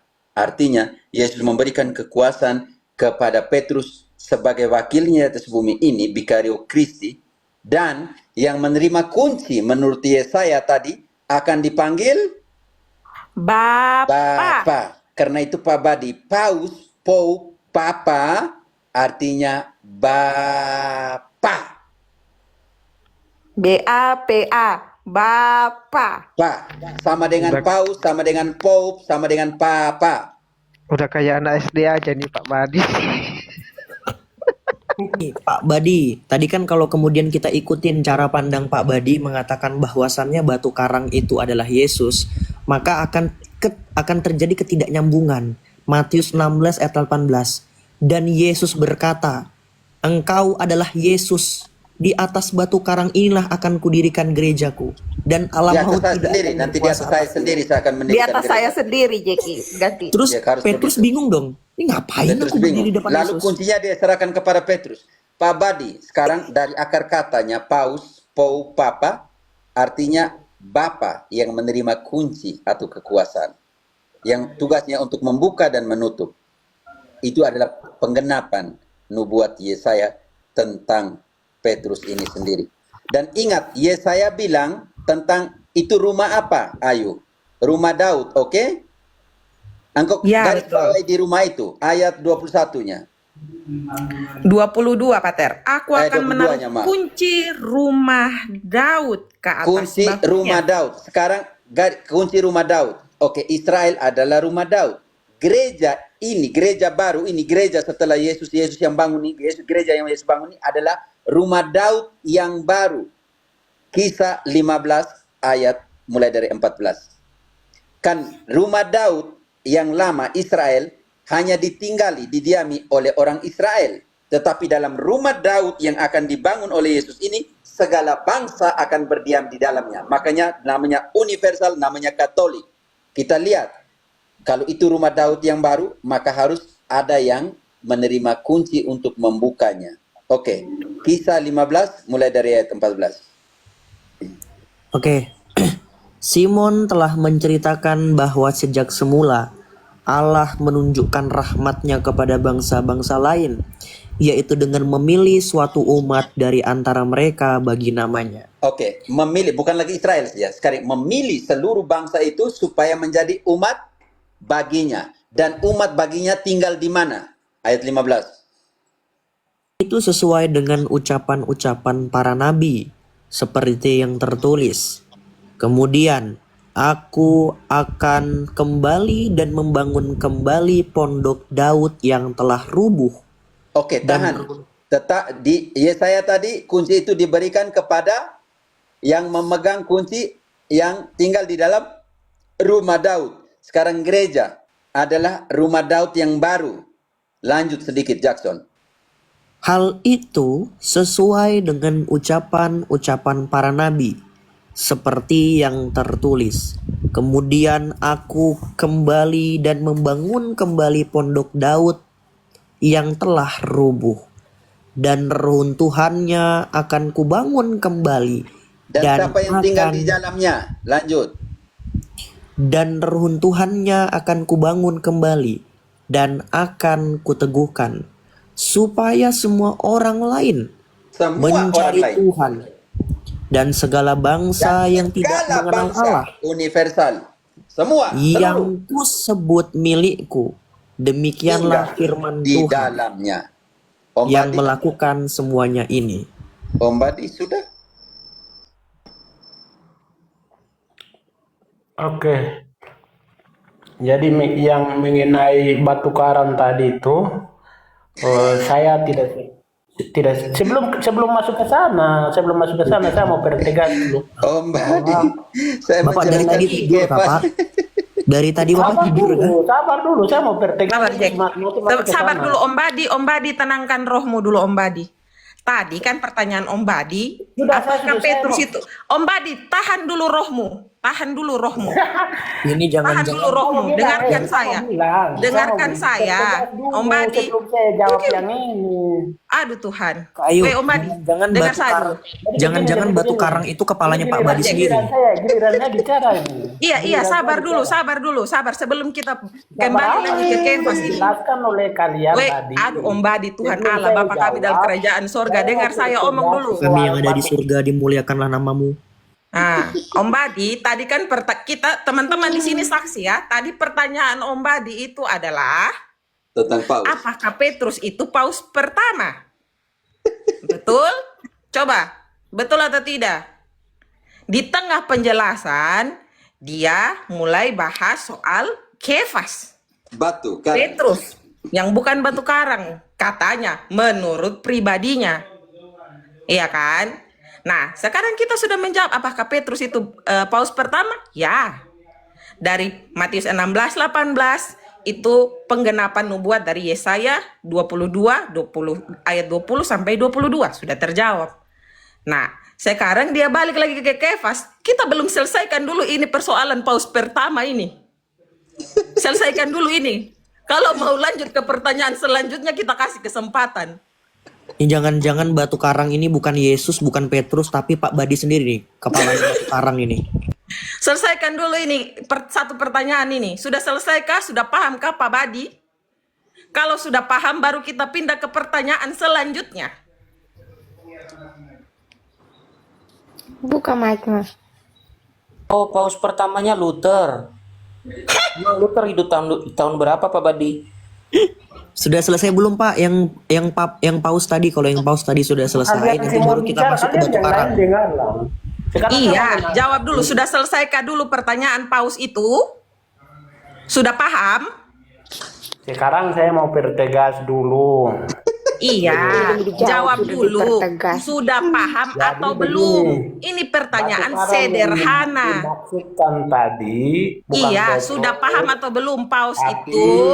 Petrus itu paus Yesus. pertama. Sudah paham atau Yesus. belum? Dan itu sudah tercatat jelas. Sudah Iya. tercatat jelas. Berarti Bapak Badi sudah Kalau mengerti kita kan kenapa katakan- Petrus itu kalau paus kita pertama? kalau kita katakan Kita Petrus belum yang bahas batu karang Pak Badi. batu karang, nanti Kita belum bahas kontradiksi batu karang, kita masih bahas ayat-ayat paus. lain yang tercatat Kita dalam masih bahas Kornelius paus, maupun Pak. Mazmur. Pak, dengerin Pak. Tadi kan Jawab pertanyaan dulu. Bapak kan Jadi seputar soal itu saya paus. tidak setuju kalau Petrus dikatakan Nanti Kita belum bahas ke Petrus. Nona Ayu, Sabar dulu teman-teman. ini Sabar biar, dulu teman-teman. biar mantan Protestan yang ngomong nih. Sabar dulu teman-teman. Iya, saya paham. Tapi sebelum kita loncat ke Kefas, biar ini diskusinya nih terselesaikan dengan baik begitu. Kamu bicara terus ini, Nona Satu kasih pertanyaan apa? pun tadi satu pertanyaan kita belum closing. Jadi Pak Badi jawab dulu Ini pertanyaan belum masuk terkait ke paus Paulus pertama. Ini kamu sudah mulai Saya bicara sudah kasih sebelum tadi dari Bapak tadi. menjawab, tapi Bapak tidak mau jawab, mau lari lagi ke Kefas. Kita bahas Belum, paus. ini saya mau jawab ini, saya mau jawab. Iya, Dengar sudah dulu. paham atau belum? Tapi perlu aku ingatkan dulu sedikit ya Kak. Kita belum bahas batu karang loh Pak ya. Jangan bahas Ya. batu karang dulu. Itu Ya. kan saya hanya mau pertegas ke bawah. Kita belum bahas batu karang, jangan dulu ke situ. Kita bahas tentang paus. Itu kan topik pertama. Sudah bahas tadi, sudah. Saya izin Udah, Bapak ambil batu karang Pak. Izin. Bapak pergi ke pinggir Lalu laut. lanjut ke Paulus. Bapak pergi ke pinggir laut. Kita Bapak ambil satu-satu. batu karang itu. Om Badi punya pertanyaan, saya luruskan. Nona Ayu sudah luruskan, tapi Om Badi tidak menerima.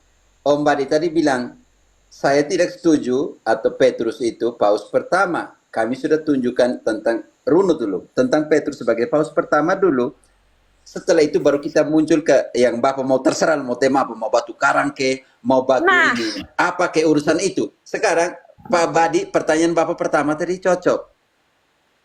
Apakah Petrus adalah paus pertama?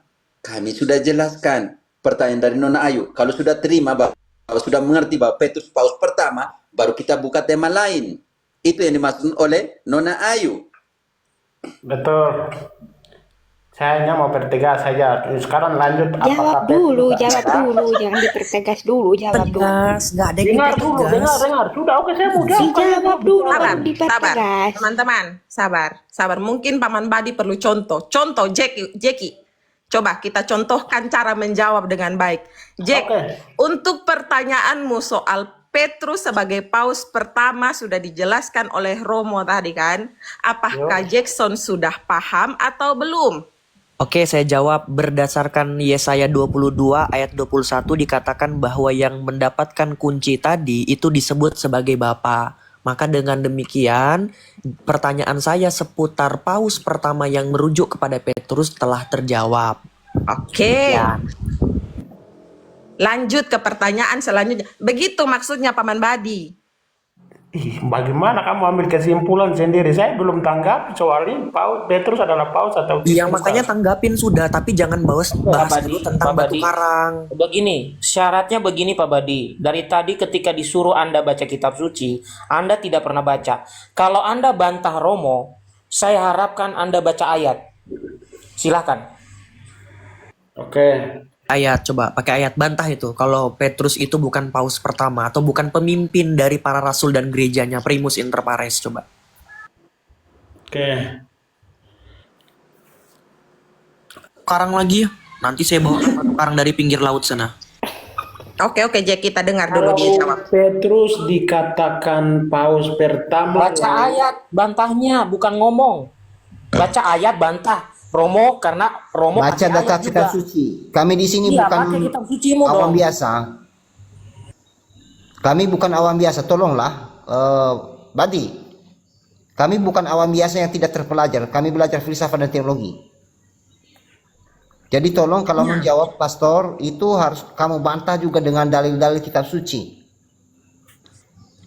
Saya mantan Protestan, saya malu dengan kamu ini nih. Saya pikir Katolik itu biasanya untuk menjelaskan itu dari filsafat atau logika. Pak Badi. Saya baru tahu. Udah mending turunkan aja ini orang nggak ada esensinya kayaknya Romo. Pak Badi. Oh gini aja deh, kita berikan dia kesempatan kalau kamu Romo. bantah Kita Romo, berikan dia kesempatan untuk berbicara lah. Coba. Kamu kan membantah Romo. Romo tadi menjelaskan memakai ayat kitab suci, memakai ayat Alkitab. Kamu sebagai penganut sola scriptura, selayaknya kamu mengambil ayat dan menghantam Romo. Silakan bahas, bantah pakai ayat. Oke. Kita dengarkan Pak Badi. Pak Badi silakan. Oke, kita jangan dulu tanggap. Nanti Pak Badi akan membuatkan sebuah pembantahan tentang Petrus bukan paus pertama. Silakan Pak Badi, dari konsepsi historis, mau biblis ke mau apa sendiri. Silakan Pak. Kita selain diam-diam kita dengar dulu penjelasan Pak Badi. Kenapa Petrus bukan paus? Oke. Jadi sebenarnya apakah Petrus itu paus pertama atau tidak, itu kita lihat dari siapa Petrus itu.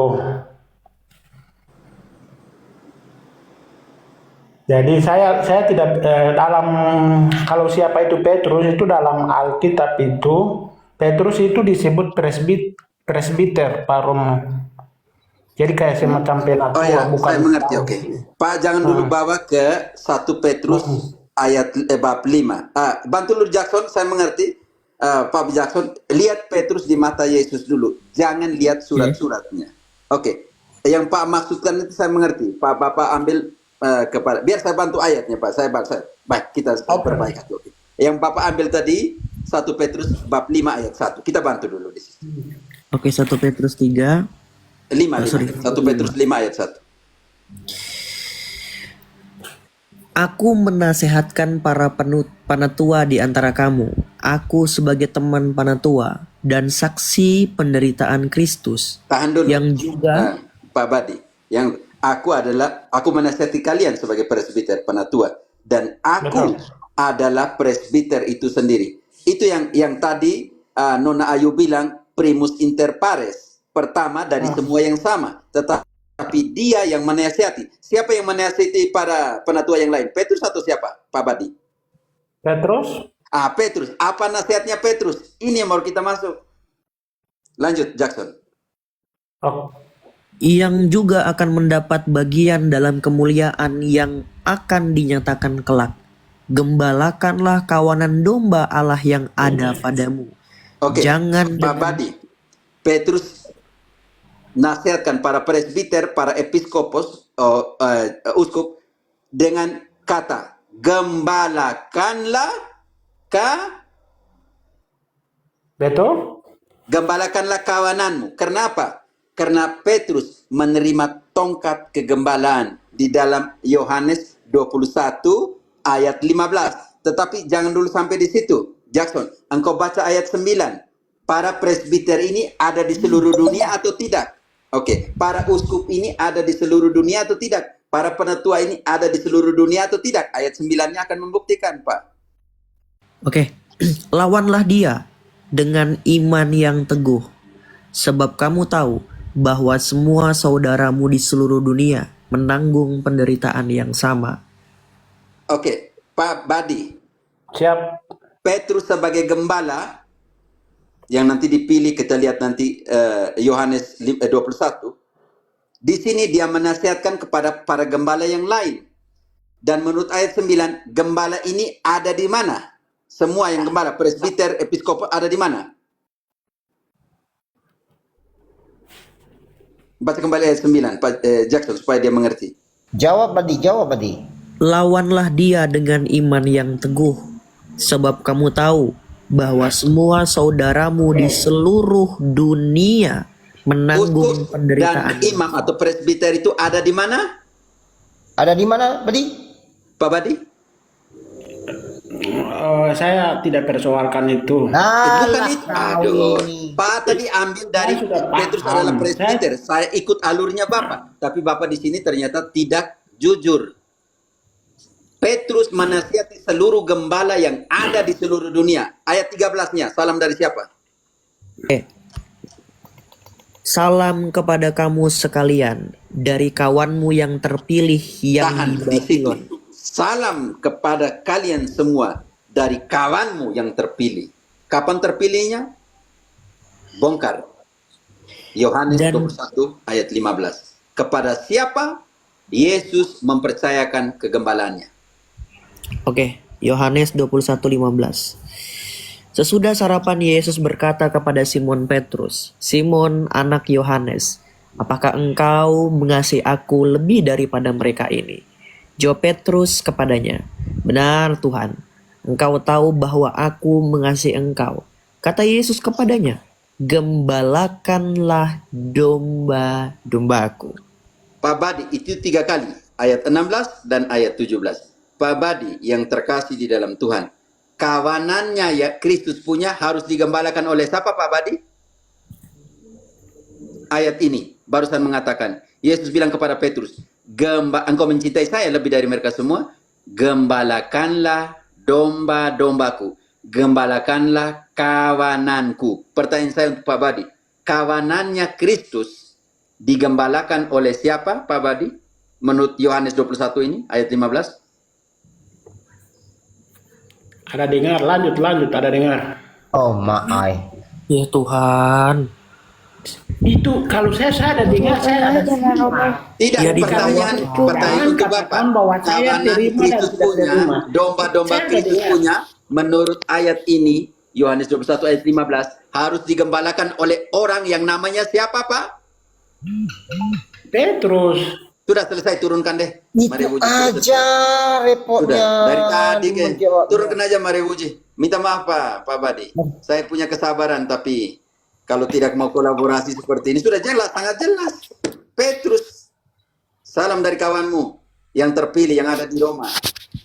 Ya, dari tadi pun kapan terpilih? dari maaf Pak Badi.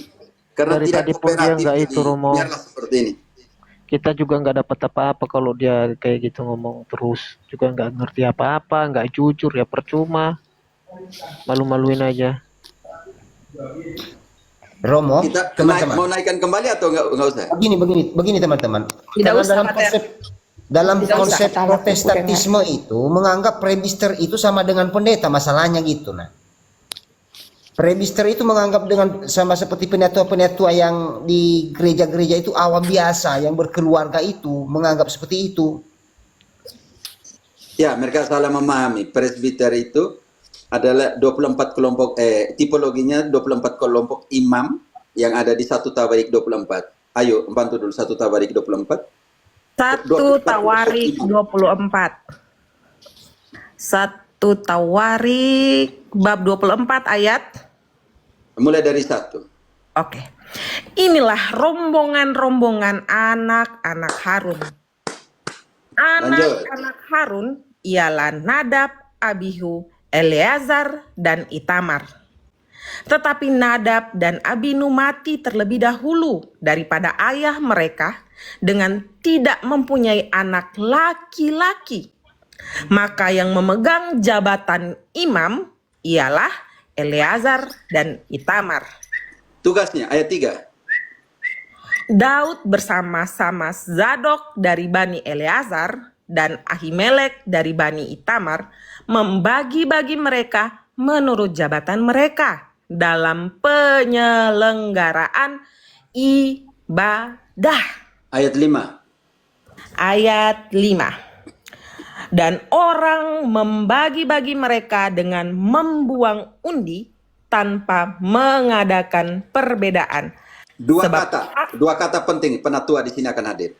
Tapi dia pakai 2 terminologi. Lanjut. Sebab ada pemimpin-pemimpin kudus dan pemimpin-pemimpin Allah. Jadi nanti ada berapa golongan penatua di sini? Pemimpin-pemimpin kudus dan pemimpin-pemimpin Allah. Pemimpin-pemimpin kudus dan pemimpin-pemimpin Allah itu seorang presbiter. Kenapa? Dia menyelenggarakan liturgi dan juga dia mengembalakan umat Allah.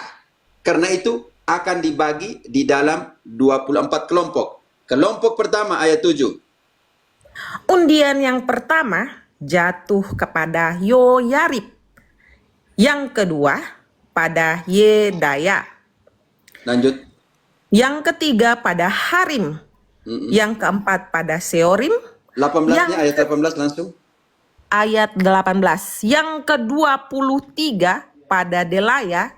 Yang ke-24 pada Ma'aziyah. Garis bawahi ayat 5 di atas. Mereka adalah pemimpin-pemimpin kudus dan pemimpin-pemimpin Allah. Yang memimpin ibadah kudus liturgi dan juga yang mengembalakan umat. Karena itu ayat 19 mengatakan demikian. Itulah jabatan mereka dalam menyelenggarakan ibadah setelah mereka masuk rumah Tuhan sesuai dengan peraturan yang diberikan kepada mereka dengan perantaraan Harun, bapa leluhur mereka, seperti yang diperintahkan kepadanya oleh Tuhan Allah Israel. Dan mereka ini harus ditabiskan. Keluaran 29 ayat 35. Keluaran 29 ayat 35. 29:35. Oke.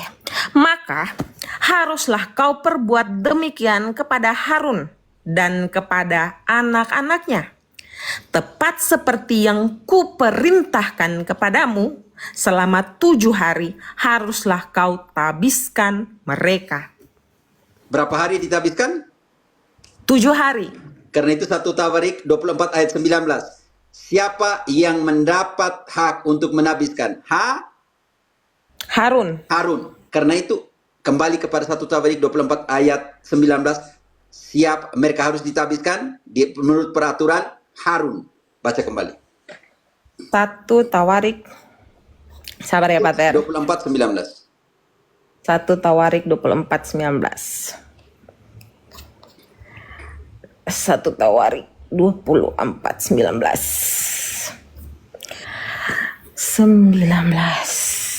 Itulah jabatan mereka dalam menyelenggarakan ibadah setelah mereka masuk rumah Tuhan.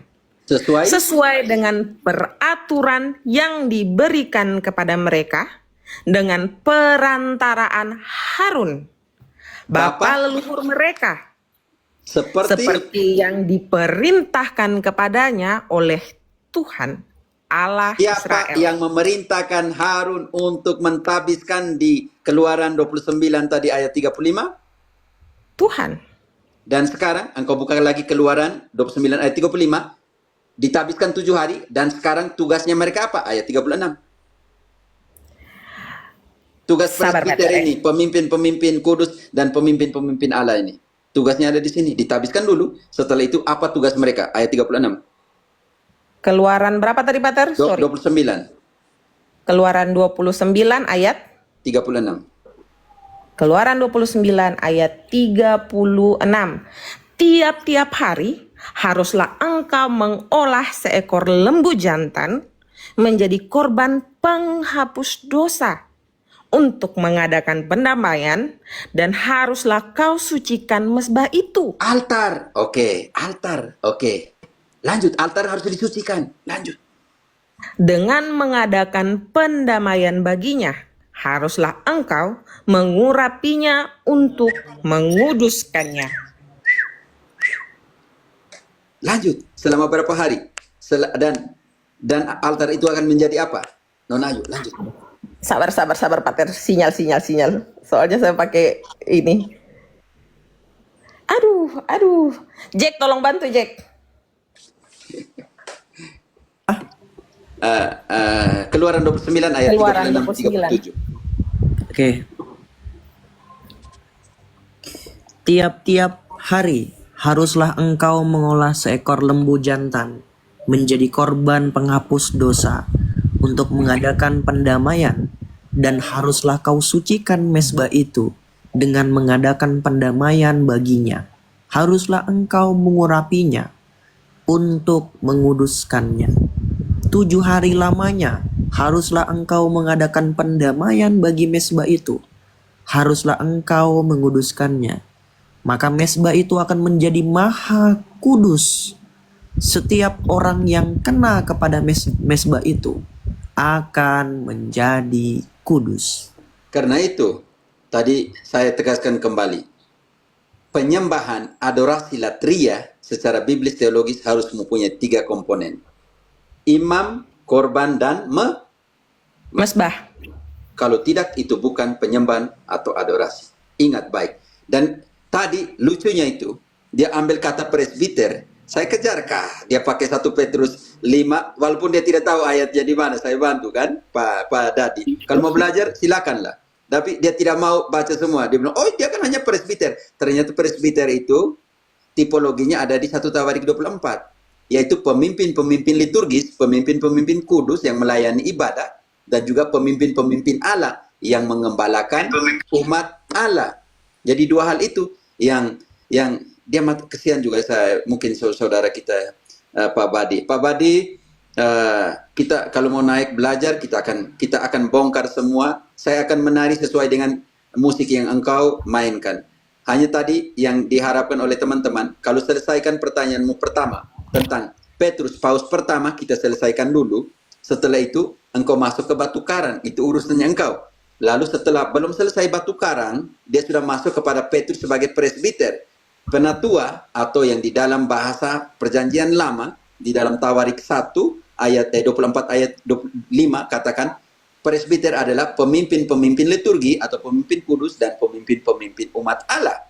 Selesai. Karena itu nasihat Petrus kepada para presbiter, gembalakanlah karena kalian adalah pemimpin-pemimpin liturgi dan juga kamu adalah pemimpin-pemimpin kudus.